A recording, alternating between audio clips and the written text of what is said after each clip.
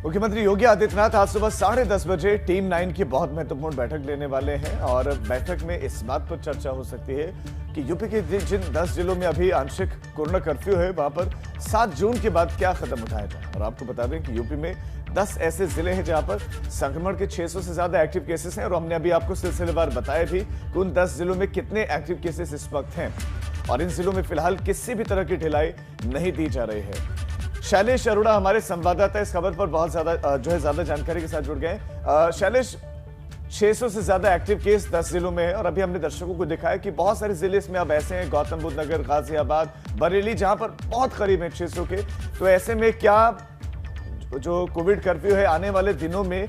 क्या समाप्त किया जा सकता है, क्या इस पर विचार किया जा सकता है? क्या आज टीम 9 की बैठक में इस पर चर्चा होगी और किस किस मसले पर चर्चा होगी, ये भी बताएं।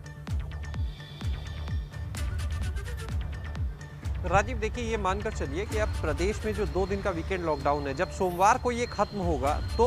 जो 10 जिले जहां पर 600 से ज़्यादा केस है, जहां अभी आंशिक कोरोना कर्फ्यू लागू है, उनमें से मानकर चलिए करीब 4 से 5 जिले ऐसे हो सकते हैं जो उस सोमवार से, आगामी सोमवार से, जिन्हें कोरोना कर्फ्यू से राहत मिल जाएगी, क्योंकि तब तक अगले 2 दिन में वहाँ पर जो केसेस की संख्या 600 से नीचे पहुँच चुकी होगी। ये हम इस आधार पर कह रहे हैं कि जिस तरह से पिछले कुछ दिनों के आंकड़ों को हम देखें, लगातार नए केस कम हो रहे हैं, डिस्चार्ज होने वालों की संख्या बढ़ रही है, उसके आधार पर ही हम ये बात देखिए कह रहे हैं। जहाँ तक बात रही टीम 9 की बैठक की, तो देखिए मुख्यमंत्री की जो बैठक होगी उसमें मुख्य जो फोकस रहेगा वैक्सीनेशन, जिसकी रोज़ाना वो समीक्षा कर रहे हैं, ये पता कर रहे हैं कि आखिर वैक्सीनेशन की गति कितनी चल रही है और उसी आधार पर वैक्सीनेशन की गति, स्पीड के आधार पर ही आगे की हर रोज़ एक नई रणनीति तय होती है। जैसे उदाहरण के लिए देखें तो अभी पीछे एक शुरुआत की गई जब 1 तारीख से प्रदेश भर में 18 से 44 साल का वैक्सीनेशन शुरू हुआ, तो उस समय एक शुरुआत हुई अभिभावक स्पेशल बूथ की, यानी जो 12 साल से कम उम्र के बच्चे, उनके अभिभावकों को प्राथमिकता पर वैक्सीन लगाई जाए।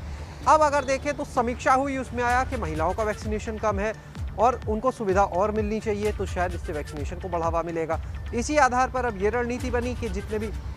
प्रदेश के जिले हैं, सभी जगह पर कम से कम 2-2 महिला स्पेशल वैक्सीनेशन सेंटर बनाए जाएंगे, जो जिला अस्पताल या संयुक्त चिकित्सालय जो हैं उनके स्तर पर होंगे। यहाँ पर एक 18 से 44 साल का और एक 45 प्लस का होगा। इसके साथ ही जिलों में जो बात करें अगर तहसील स्तर पर, ब्लॉक स्तर पर, वहाँ पर भी 2-2 इसी तरह के वैक्सीनेशन सेंटर बनाए जाएंगे। तो ये भी इसी रणनीति का हिस्सा था। अब ये देखना है कि वैक्सीनेशन को एक तो बढ़ावा देने के लिए किस तरह की रणनीति बनती है, दूसरा जो फोकस होगा वो उन जिलों की समीक्षा होगी जहां पर कोरोना कर्फ्यू से राहत मिल चुकी है, केसेस 600 से कम आए, और इस कोरोना कर्फ्यू से राहत के बाद में जो ट्रेंड है वो किस तरह चल रहा है। अगर केसेस मान लीजिए बढ़ते हुए नजर आते हैं तो उसके लिए बिल्कुल, और इन्हीं सब बिंदुओं पर विचार करने के बाद आगे के लिए कॉल ली जाएगी कि जहां पर कोरोना कर्फ्यू के बाद भी अगर